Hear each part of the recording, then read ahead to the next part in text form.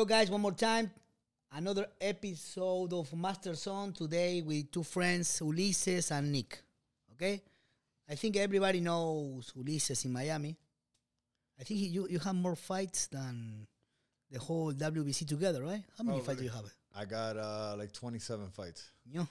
You have more than... Now you're doing bare knuckle. Yeah, I got 5 in But bare you have boxing before. And what else? Yeah. Boxing, I got MMA, and I got bare knuckle. And I have I've done some exhibition fights for Floyd Mayweather. I was the co-main event 2 times. Oh, that's great. Floyd, yeah. So, but let me tell you something. Bueno, and Nick. Okay, my friend Nick. Everybody know Nick. Nick is one of the more multitasking guys that I know, right? So he can do everything. You give him something to do, he do it. I do a little bit of everything. I have been called the jack of all trades before. Right. So I know that it's not good what I'm gonna ask you, right? But I think because I saw you working, teaching, and doing the event, the Spar Wars. I'm gonna have another one next week. Are you on crack? No, I drink a lot of Celsius. That's the key. A lot of Celsius and a lot of coladitas. So we have the coladita, but we don't have the Celsius here. We need the Celsius opportunity here. there. Ulises, you're gonna fight next week. Yes, next Thursday is BYB number 23, right? 23. Yes, I'm actually wearing 22. This was from Colorado. That's what I want one of those. That's nice. Yeah. So get me one. I'll get you guys shirts. But you organize everything over there. I do marketing and fighter guest relations. So usually not. I won't. Unfortunately, I'm really sad to say this is kind of a mixed bag because I'm sad I won't be at the show on Thursday. Why not? Because I'm going to be landing in Colombia for a bachelor party. Oh, nice. Yeah, it's okay. Bittersweet there. Yeah, very bittersweet. Yeah, everybody understand. But I love the shows. Usually, what I'm doing leading up to the shows is whether it's getting posters and flyers to one of the fighters so they can give to their people, post around the gyms, going to bars, sports bars or barbershops, passing out stuff, talking to people there. On actual show night, I'm hooked up with my headphone and my mic, and I'm with the Pro Box TV production truck, and I'm walking the fighters from their locker room to the camera where they do their little shadow warm up, right, and then make sure they're there to walk out because and also right before the fight, and I know a little bit also from my experience fighting is before the fight, especially right before the fight, the fighter's mind goes into they're they're in a really delicate place in their mind. So it takes a certain personality to be able to talk to them, to be able to walk them without kind of agitating them. They know what they need to do, but they're really focused right now. So a lot of people ask me if it's an easy job, and essentially it's easy, but it's really not. I saw you. Yeah. I saw you running all around talking with everybody. I thought you was there. On crack. On crack. Well, that last Pembroke Pines show, I had to do a little bit extra because our matchmaker Mel, he got COVID. Oh, shit. So I had to take over some of his responsibilities after, which some of them was we're passing out checks. Shout out to Mel, man. Great matchmaker. Mel, Hall of Fame matchmaker. Absolutely. He's Mel Valenzuela. He is an awesome matchmaker. He always puts together amazing fights for BYB. But yeah, that's why that time in Pembroke Pines, I was all over the place that time. That's cool. Yeah, I saw you, and I don't know how you do it. I'm dealing with those kids, that you have to babysit and do this and do that, and you have to do that because they are also under stress, Exactly. It's not like in the moment, you're chilling. No, they are under pressure. You have to go there and performance, and most of the time when you are an experienced fighter, right? But most of the time, minutes before the fight, your ass is like this, thinking, right? This is a kind of sport that you don't play around. That's right. You can get an injury. You can go to the hospital. You can die. Some people can die. That's right. Tell everyone. I know it's scary to say, so that's when I want to ask you why. Why you do that? Why you choose that? Tell me from the beginning. I'm sorry. Yeah, no. From the beginning, for me, fighting has saved my life, man. I'll tell you from the beginning. I've gotten in trouble my whole life for fighting. As a kid, I always fought in school. I was never a bully. I was never picking on people, but I was always there to defend my friends. As a young kid, I got sent to juvenile detention centers. I was fighting there. As a young man, I got in fights in the street, sent me to prison. In prison, I was fighting. I was in gangs. I was always fighting in the street, always getting in trouble. Finally, at the age of 35, man, I was just sick of my own shit. And I wanted to do something good with my life. I wanted my kids to be proud of me. I wanted to leave a legacy. And the only thing that came to my mind was fighting. Let me give this fighting thing a try. And I got in the gym. I had been in the gym already. I got in the gym again, started taking it a little more serious. That was 2016. And in January of 2017, I took my first fight, and I won by first round knockout. And it was the biggest high, the biggest rush of life, the best feeling. What age? I was 35 years old. 35. 35. That was your first fight. My first pro fight, yep. So that's good, because some people, they say, no, I'm too old to start. Yeah. 35 to start fighting. It's not a young age. No, at all. To start a career in fighting. Well, when I started fighting, I came into the gym and I told everybody, once I started to go pro, and everybody's like, oh, what are you doing? At this age, everybody retires. And I was just starting my career as a professional fighter, but I had it in my mind that this is what I wanted to do. And when I won my first fight and I came home, and, certain people were proud of me, and I found out what real hard work is, and dedication and consistency. It was something, like I said, it was just a rush that I wanted to stay in, and it made me accountable to the gym I was at. To shout out to everybody at Fifth Street Gym. Shout out to Josh Dempsey, which was my first boxing coach. He made me accountable, where if I would miss a day, they'd call me, oh, where you at? Right. And I like to be a man of my word, so I'd show up. And it got to where, you start taking fights, and people start knowing your name a little bit. And the more I did this, the farther I got away from the street, and the prouder my kids were of me. And good things started happening. I got opportunities like this to do podcasts. I got to be on shows.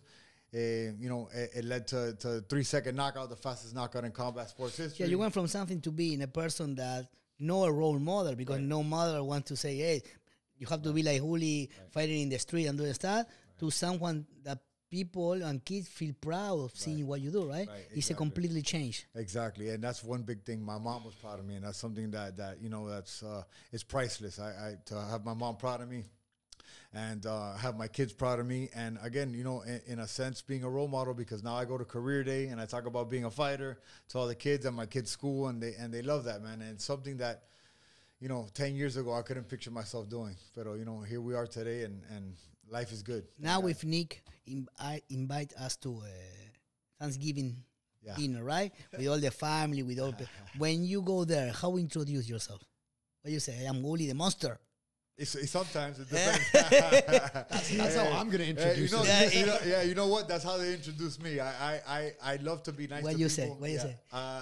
Well, I mean, honestly, I love to be nice to people. I consider myself humble. I don't like to be like, oh, I'm a fighter, and and let people know, hey, Uly, what do you do? But I think when you look at my face, with the scars and the nose and just my demeanor, they kind of know like, oh, you realize, you realize, because most of the people who wants to say I fight and I do this is the one who do the less. Right, exactly. We know that, Nick, right? 100%. And it happened to us in the gym all the time. We are here teaching classes or whatever, and everybody comes and say, oh, I am a street fighter. You are a street fighter. Yeah. You are a real one. Yes. But now everybody say that they are a street fighter and all that stuff. And, here in America, you have street fighter, but it's not the same like those countries over there. Absolutely. So I want the transition from boxing to bare knuckle, because bare knuckle is not for everybody. Yeah? No, bare knuckle's not for everybody. No. Again, that's my roots. I started bare knuckle fighting on the street, as long as I could remember, since I was in elementary school. But I was doing well in boxing. I did a couple MMA fights, and I got the opportunity in late 2019. They called me for an opportunity with BKFC at first, and we're kind of going back in negotiation, and the talks kind of like it went dead. I didn't hear nothing about it, and then January of 2020. They gave me a call again. Hey, look, we have a show February 2020. We would like for you to be on the show. We came to an agreement, and that was my first fight, was February 2020 on BKFC 10. So I love that, because I feel like I'm one of the original. I was in one of the first 10. I was one of the original guys on it, and I won that by first round knockout. I remember that fight. Yeah, it was amazing, great fight. Was that the three? No, that wasn't a 3-second knockout. That was actually the next fight, which was 2020 also. So I fought February, my first fight. March, COVID hit. COVID hit March 13, and my birthday is March 14. So then COVID hit. I built in my house. I got my friend that does that. He sets up rings for people. He set up a ring in my backyard. I bought bags. I bought everything. My coach at the time, shout out to Commander Zero. He was my backdoor neighbor by by chance of God. And so he'd walk around the block every day. We trained. We never stopped training. They called me, I think maybe September, October, said there was going to be a BKFC in November in Miami. And if anything in Miami that has to do with fighting, everybody calls me for it. Ticket sales and promotions down here in Miami. Yeah, because you have your reputation here in Miami. Yeah, exactly. And so I took the fight November 13th, Friday the 13th, 2020, and I made history that day. I had studied my opponent, and I saw he was taller than me, and I saw that whenever somebody... I never had that problem. Every opponent, no? Even my kids are taller than me. Yeah. So I studied the guy, and I saw that one of his bad habits was when people would rush him, which a lot of tall people do, he would, extend his arms and put his chin in the air. So I went over this move with my coach a million times. Just rush him, and throw an overhand right. And they worked to perfection. I landed on the button, and that day, I made history, man. And that's really when my name kind of elevated a little more. The very next day, I was getting calls and emails and text messages and DMs from France, Russia, like any That's little cool. any place you could think of in the world. I was getting calls from. I was on Radio Row with radio from New York out of California every morning for the next couple of weeks. I was on TMZ and I was on TV shows, and it really just took off. But you receive all those calls, all the recognition after the knockout, right? Yes, sir. That was the payoff of the That work. was the payoff of the work, yes, sir. Yeah, that video went trending pretty hard. It went viral. It's still viral. It's right now the most watched video on BKFC's network. Yeah. It has over 1 million views. I hope you get royalties for that. Man, I wish I did. You know how it goes with that. Once you sign the fight, you sign your life away. But that's is conversation that I have with kids all the time. That now everybody wants everything boom like that. Right. And it's good that you mentioned that recognition that you have after the knockout. Right. Because it's great, 3 seconds knockout. Right. But it wasn't for the recognition. It wasn't for the knockout. It was for all the time and preparation that you visualize and you study your opponent. That's what I so when you I know I never had a knockout so fast like that, but I think you were in the position when you jump in the ring and you did it. You didn't think about it. It went. No, it went because we had practices so many times. The body responds. Exactly like you said. It was all the work that I put in for that 3 seconds. There's a story that says this guy is a great artist, right? And this lady goes, "Oh, can you draw me a line?" And the guy's like, "Yeah." Boom, 5 seconds. He draws a badass line.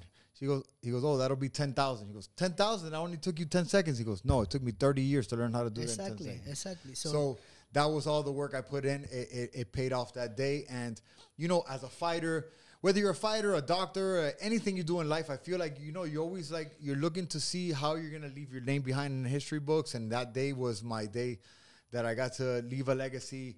And again, look, I have one of my kids. He's 10 years old, and everywhere he goes, "Oh, look at my dad!" Boom, and he plays that video. That's cool. Yesterday, I was sparring at the gym. They have a TV, and he was putting that fight over and over.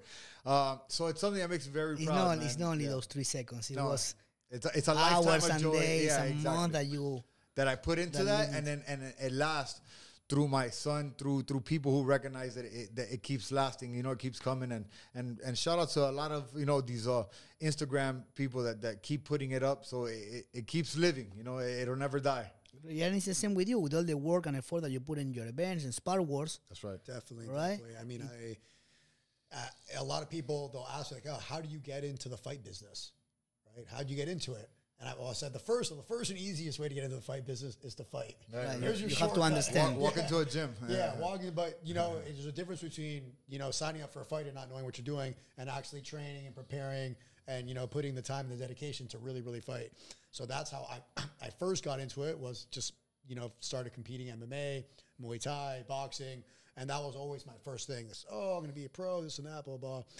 But I really enjoy the promotion side of it. I always looked at guys like Josh Saman, rest in peace, UFC fighter. He was the owner of Combat Night, Mitch, and all these guys that are running promotions in Florida. I'm like, man, that would be so cool to match guys, all these amateurs together and fight and put on show and sell tickets and be around what I love to do so much. And then I kind of had the idea in my head for a while. of doing, you know, just like exhibitions. And it was really particularly because for boxing, for USA Boxing, which I don't think you ever went through the USA Boxing. Yeah, I did amateur boxing when I was 19 years old. I've been boxing on and off my whole entire life. When I was 19 years old, 19 to 21, I did probably about 5 amateur fights through USA Amateur Boxing. Like I said, like I went, when I decided to change my life and I went pro, was because this is something that's like, I'd go to boxing matches and, you know, you're watching, which I'm sure happens to us, and you're in there like, man, I wish I was in there. You know, like, you know, it's easy to say from the outside looking in, but you're always like, man, I wish I was in there doing this. And, you know, I made my chance, you know. So USA Boxing has a thing where, you know, you have to sign up and get a license, and you have to go to any USA Boxing event, and you'll go to an event and sometimes you won't even get matched. I've driven an hour and a half to an event. They didn't have someone my weight, my record, and I drove back. It happened all the time, and, you know, I know that a lot of guys they're not in the financial position to pay, even though it's not a lot of money, whatever their membership is, $150 a year, but then you got to drive to the locations. You got to get your coach to come with you. You potentially got to get a hotel. Right. It can be expensive. Right. So I wanted to create, and besides that too, you got to get your membership to the gym you're training at too. You know? So I wanted to create a platform for people to still practice, to perform, and get everything. You know, USA Boxing doesn't give you walkout music. Not like you need walkout music, but I wanted them to feel like they're in, you know, as much as a professional status. You know, that pro fight, they get the crowd, they get the walkout music, they get all that stuff. You know, the real judging, the real ref. All my judges, all my refs are either coaches, ex-fighters, current fighters. So I do everything by the book, as legit, and there's nothing. Everything I do is completely legal. It's all just exhibition sparring. Our kickboxing is WKF sanctioned. But again, just providing the opportunity for people to be able to compete without having to get their USA Boxing license, without having to drive 2 hours to Port St. Lucie to maybe get matched up. So. I'm dealing with the kids, with the anxiety that they have for fighting. Let me tell you guys, I am in the business since I opened Chaos Zone 15, 16 years ago. And I know a lot of people, and everybody tell me, hey, why you don't organize your event? Because it's a hell of a work. Yeah. Oh, man. There's so many details, so many things, and this and that. And then what happens and then what happens is so much work, and then the last second, everything changes. Of course. Everything can change in the last second. I've had like my main, one time I had my main and my co-main event, the ones that I was like riding all my, I was like, this is what's selling the show. These are the two guys that know everyone. They bring all the people to both the fights pulled out on the same day. Wow. And they were both the day before the event. Wow. Whoa. And I was just like, I've never had to cancel an event. Never. It's come into my mind before. I'm like, man, should I just cancel this event? And ticket sales aren't going good. Man, I just lost my main event. Man, I just lost my co-main event. But I made like a commitment to myself. I will never cancel an event unless it's like a family emergency, a health emergency. And thankfully, I never have. But let me tell you something. If you have, I hope it never happen again to you, but you have a problem like that, last minute you call Domingo, El Tigre, no Domingo? Yeah. And they fight. Yeah, no, these guys, so again, I have so much respect. It's so different now. When I started competing, which was like 2016, obviously there was social media, but it wasn't as big as it was now. Like when I got my first matchup, where's he from? What's his record? That's it. When I'm matching people now, man, I got guys asking me so many questions. Just look at the Instagram. I've had guys turn down fights because I didn't send the guy their Instagram. Yeah.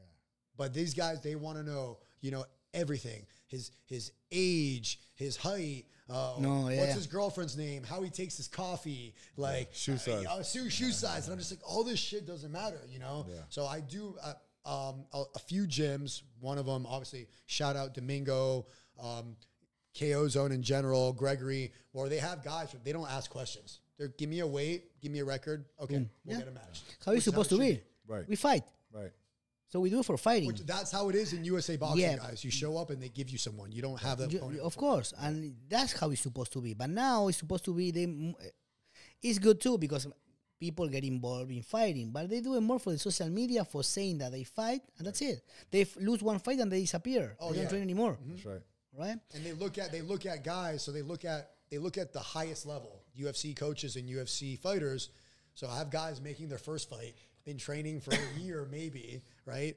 And like, yo, can you send me video of this guy? Me and my coach got to study him. Wow. I'm like, bro, This is your first fight. Yeah. This is an exhibition. You're gonna be okay. You know what I mean? But they're like, no, man, I need the video to see. Yeah, him. right now it's more of like proving things to yourself, you know what I mean, than like having to prove anybody or like, see anybody else. You just, you know, it's getting yourself out there and doing it.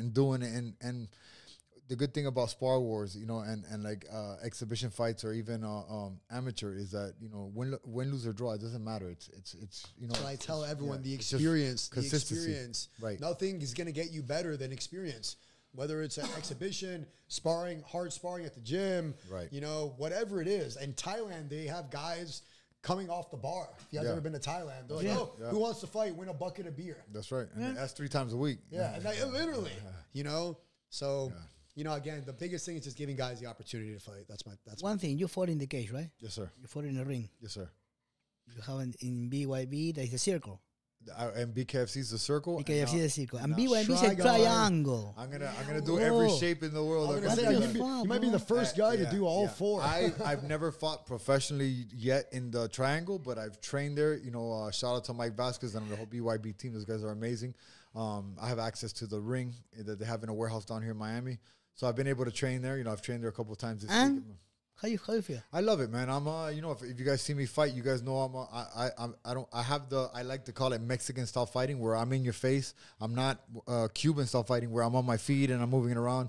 I'm really flat footed. I'm in your face. I'm going blow for blow, and the triangle's built for me. Perfect. The Trigon is literally Trigon. Trigon. So when I first started working for BYB, you know, I'm obviously getting the whole gist of bare knuckle and the Trigon, and they say, well, it demands more action. Of course. Usually you have, you know, you have 4 corners and you can kind of circle around it, the squared circle. Right. But when you're in a triangle, you go from one corner to another corner. Yeah, you're dead. If you're trying to circle. And if you're in the corner, it's not like that. It's not the same, eh? No, not the same at all. So I don't want to be in the corner and Uly in front of me. I'm not going to, I mean, I've seen really technical boxers do well in the Trigon too, guys with good footwork, but I'd have to say that, you know, more of that Mexican style, that in-your-face style. It's definitely like Ike Villanueva, ex-UFC fighter. He's a heavyweight. He's been with us now. He's had like 2 or 3 fights with us. Man, he's hard to deal with. He keeps knocking people out because a lot of these heavyweights are like, yeah, they're heavyweights. They're big. They're strong. They hit hard. But Ike just walks him down, and they get back into the corner.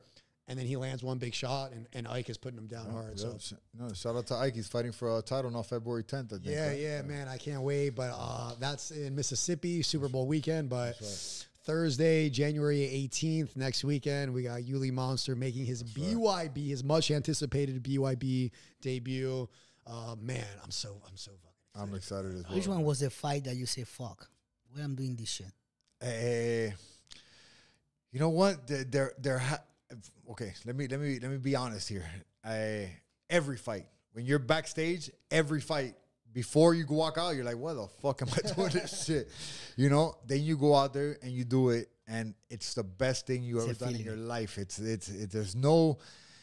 There's no explanation. If I could bottle it up and set it, I'd be a zillionaire for that feeling that you get after everything's over. But pre-fight, that goes through your head every fucking fight. Leading up to the fight week, you're like, what the fuck am I doing this? Especially dieting and stuff, trying to get on weight. That is a motherfucker. That is harder to me than the fight, you know? But once you're there and the bell rings, all that shit is out the window, and you know, it's time to rock and roll, you know, and it's time to have fun. You put in all that hard work. Now let's show the people what you got. I've been in shows that you were fighting, and I see you fighting, right? Yeah. Always entertaining, and seeing you, I say, so far, Uly's coming. Something's gonna happen for sure. And I saw your family downstairs watching on you, right? Yeah.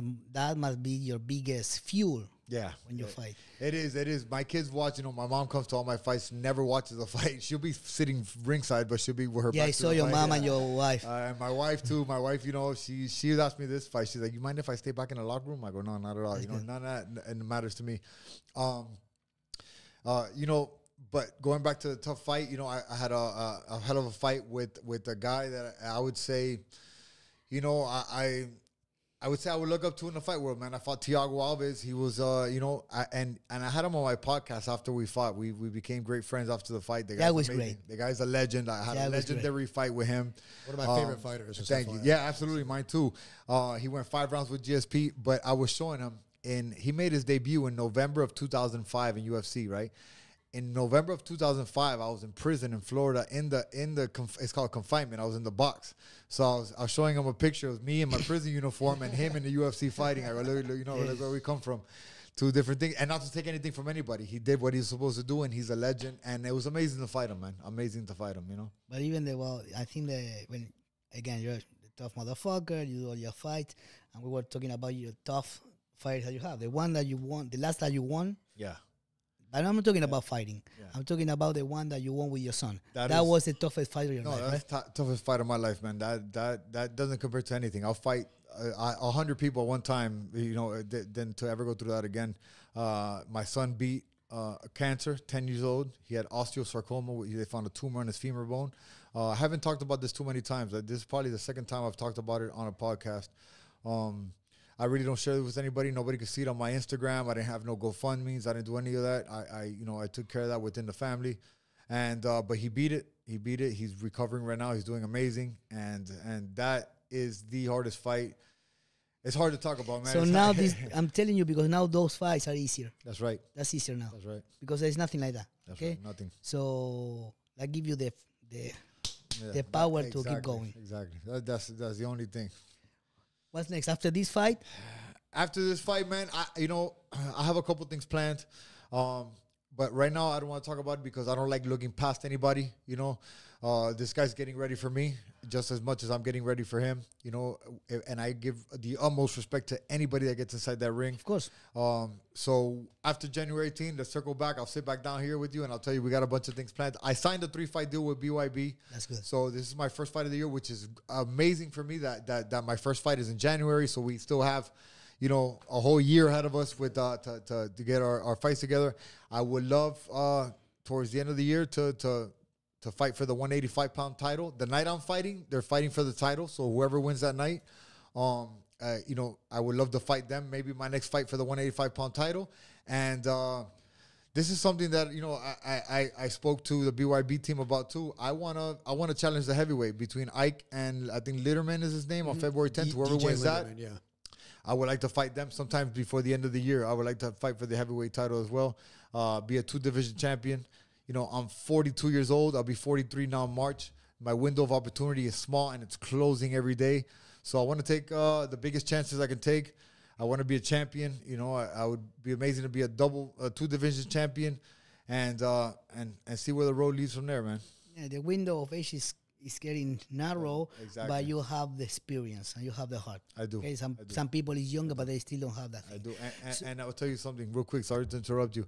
It means a lot coming from you because since I started here, you've always treated me like family. You've always treated me well. The doors have always been open to your gym. And I think you're one of the stronger than all, baby. Yeah, One of the toughest motherfuckers I know, too. Last one, Nick and Ulises. You are in the fighting business. You are a fighter for a long, long time. Give a message for the kids that they want to start doing that thing.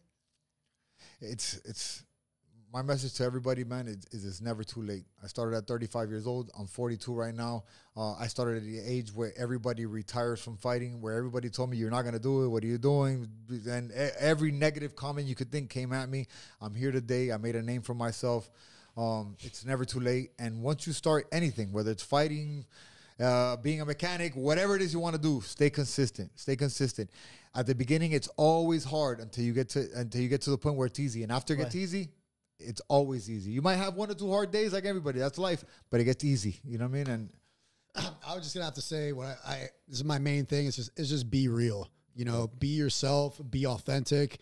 No matter what discipline you're doing, if you're a jiu-jitsu guy and you really love grappling jiu-jitsu, compete in jiu-jitsu. That's a type of fighting also, you know, but don't do it for your girlfriend or to impress your friends or because you want to do this, you want to do that, for Instagram likes, you know, do it for yourself because when you're doing it for other people, you're never really going to be satisfied. If you're satisfied for yourself, that's all you need. Exactly. Last Monday I was talking about, I always do a motivational speech on Monday and I say about the investment. The best investment that you can do is your health. Okay? That's right. So everything that you do, you have to do it for you because when you are good, you can help a lot of people and take care of your family and friends. Okay? That's right. All right, guys. Thank you very much. Okay, next Thursday he's fighting. Okay, so stay tuned. BYB number 23. It's on Thursday, right, Nick? Yes, sir. BYB 23. We are live on BN Sports, live and free on BN Sports for anyone in the U.S. and Canada. If you're outside the U.S., For all of our friends in Argentina, Colombia, Venezuela, Cuba, we have a different ordering platform for that. But anyone in the U.S., you can watch it free on the BN Sports, U.S. BN Sports TV app. January 18th, Thursday. Uly Monster. Let's go. Let's go. Don't miss it. Don't blink. miss it, okay? Don't blink. Don't First, you blink. definitely don't blink. That's first step to the strap. Diego, Right. thank you. Thank you, brother. Thank you for Diego. coming, guys. Appreciate it, Thank Okay, you. Thank you. Nick. I was Have a told good I one. can't-